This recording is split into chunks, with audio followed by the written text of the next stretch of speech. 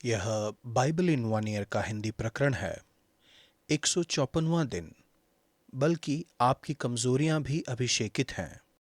क्या आपने कभी परमेश्वर द्वारा उपयोग किए जाने के लिए खुद को कमजोर या अपर्याप्त समझा है?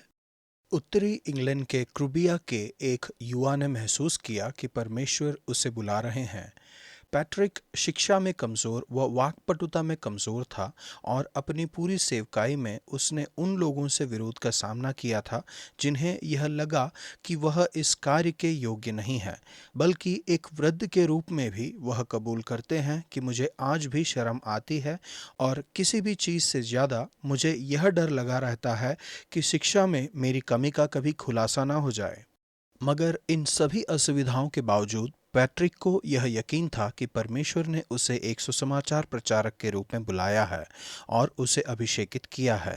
उन्होंने लिखा है, हम उद्धार के लिए मसीह का एक पत्र है जो पहले से भी बहुत पहले लिखे गए हैं।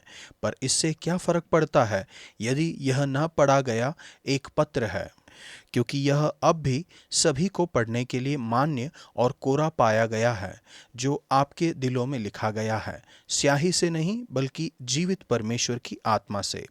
आज उनकी आधुनिक वाक्पटुता को भुलाए काफी समय हो गया है, लेकिन 1500 साल पहले आयरलैंड में पैट्रिक सेवकाई और उनके मिशन का प्रभाव पूरी दुनिया में आज भी याद किया जाता है।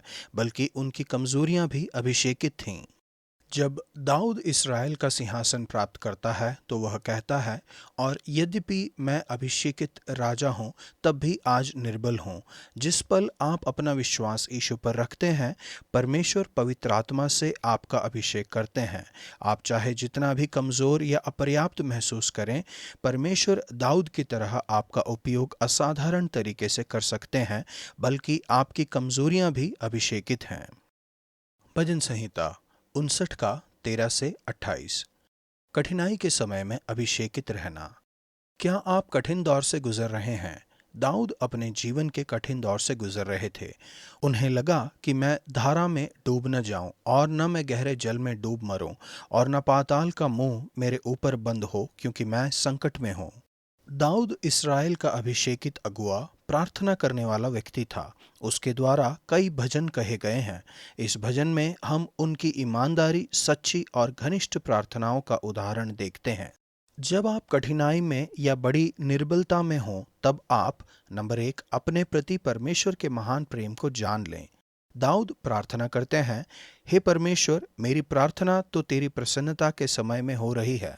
हे परमेश्वर, अपनी करुणा की बहुतायत से और बचाने की अपनी सच्ची प्रतिज्ञा के अनुसार मेरी सुन ले। नंबर 2, अपने दिल में परमेश्वर को पुकारें। परमेश्वर के साथ ईमानदार रहें। उन्हें बताएं कि आप क्या महसूस कर रहे हैं। मुझको दलदल में से उबार, अपने दास से अपना मुंह न मोड़, क्योंकि मैं संकट में हूँ। फुर्ती से मेरी सुन ले। प्रभु, आपको धन्यवाद कि संकट के समय में मैं आपसे प्रार्थना कर सकता हूँ। प्रभु, आज मैं मदद के लिए आपको पुकारता हूँ। नया नियम, प्रेरितों के काम, पहला अध्याय 1 से 22 तक। पवित्र आत्मा से अभिषेकित। जिस सामर्थ ने यीशु को मरे हुओं में से जिलाया, अब वही सामर्थ आप में रहती है। सुसमाचार के 4 लेखकों में से केवल लूका ही अगली पीढ़ी का इतिहास बताते हैं। यीशु की कहानी विश्वासियों में जारी रहती है और अब यह आप में जारी है। प्रेरितों के कार्य की पुस्तक कलीसिया का इतिहास संस्करण है। लूका के लिए इतिहास मायने रखता है। वह इन बातों के देखने वाले ठीक ठीक जांच करने क्रमानुसार जैसा शब्दों का उपयोग करते हैं, और यहाँ पर वह यकीन दिलाने वाले बहुत से सबूतों की बात करते हैं। प्रेरितों के कार्य 1 का 3। वह जोर देते हैं कि यीशु एक प्रेत के समान अस्थायी रूप से दिखाई देने वाले के रूप में प्रकट नहीं हुए थे।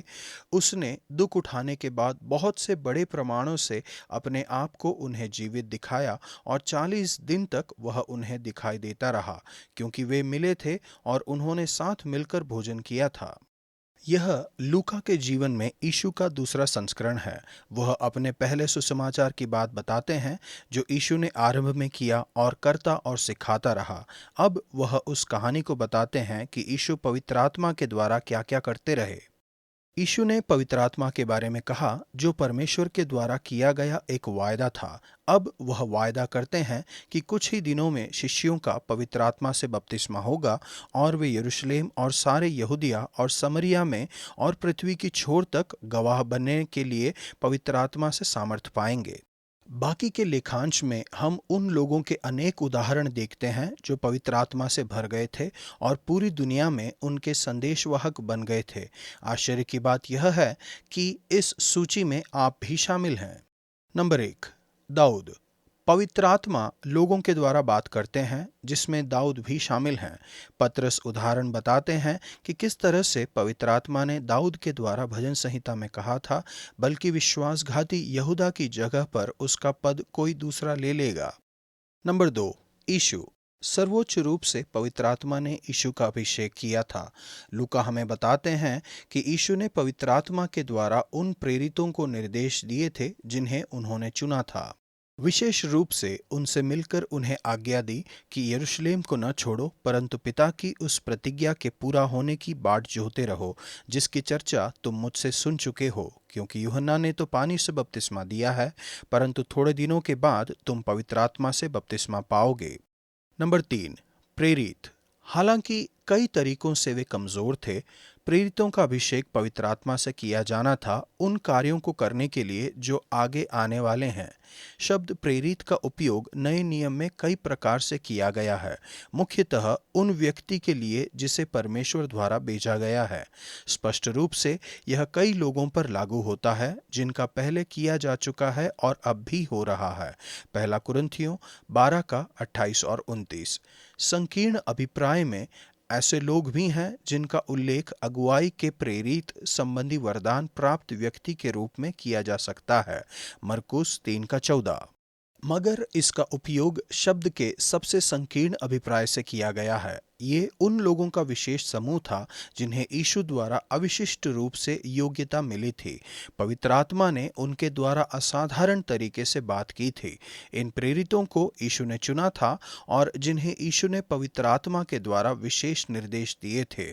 प्रेरितों के कार्य 1 का 2।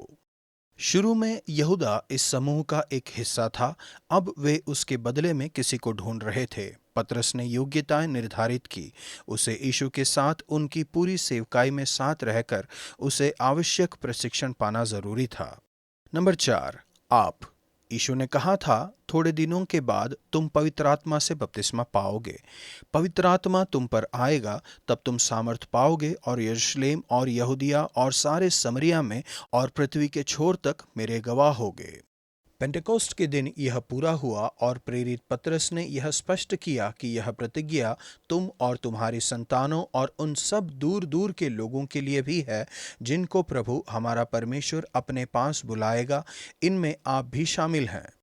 पवित्र आत्मा आपका अभिषेक करने के लिए और आपको सामर्थ्य देने के लिए आते हैं, आपके जीवन के हर एक पहलू में आपकी मदद करने और आपका मार्गदर्शन करने के लिए। सिर्फ आत्मिक भागों में ही नहीं, आपके पास जो भी है वह परमेश्वर का है और वह आपके संपूर्ण जीवन में शामिल होना चाहते हैं। परमेश्वर चाहते हैं कि आप में पवित्र आत्मा के रहने के द्वारा आप अपने सभी विचारों, व्यवहारों, शब्दों और कार्यों में यीशु के समान बन जाएं। आप दुनिया के लिए यीशु हैं। प्रभु, आपको धन्यवाद कि अब आपका पवित्र आत्मा मुझ में रहता है। आपको धन्यवाद कि मेरे कमज़ोर होने के बावजूद भी मैं आपका गवाह बनने के लिए अभिषेकित हूँ। मुझे आपके पवित्र आत्मा का मुख बनने में मेरी मदद कीजिए। पुराना नियम 2 शमूएल 3 के 22 से 5 के 5 तक। अगुवाई के लिए अभिषेकित। अगुआ बनने के लिए हमें सिद्ध होने की जरूरत नहीं है। दाऊद ने कहा है, यद्यपि मैं अभिषेकित राजा हूं तब भी आज निर्बल हूं। दाऊद का इतिहास दाऊद की निर्बलता का और उसके अभिषेकित होने का एक महान उदाहरण है। वह जानता था कि वह सिद्ध से बहुत दूर है, मगर वह यह भी जानता था कि परमेश्वर तब भी उसका उपयोग कर सकते हैं। वह अपनी निर्बलता में नहीं रहा, बल्कि उसने यह स्थिति परमेश्वर की ओर पलट दी। उसकी निर्बलता के बावजूद परमेश्वर ने असाधारण तरीके से उसका उपयोग किया। यह लेखांश हमें यह भी याद दिलाता है कि दाऊद के पूरे जीवन में परमेश्वर ने उसका उपयोग किया।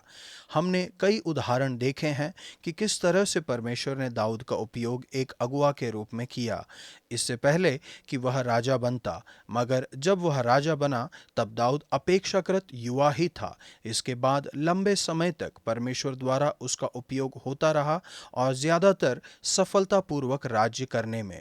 दाऊद 30 वर्ष का होकर राज्य करने लगा और 40 वर्ष तक राज्य करता रहा। प्रभु ने दाऊद के विषय में कहा, मेरी प्रजा इस्राएल का चरवाहा और इस्राएल का प्रधान तू ही होगा। सो सब इस्राएली पुरनिये हेब्रोन के राजा के पास आए और उन्होंने इस्राएल का राजा होने के लिए दाऊद का अभिषेक किया। दाऊद एक निष्ठावान अगुआ बना।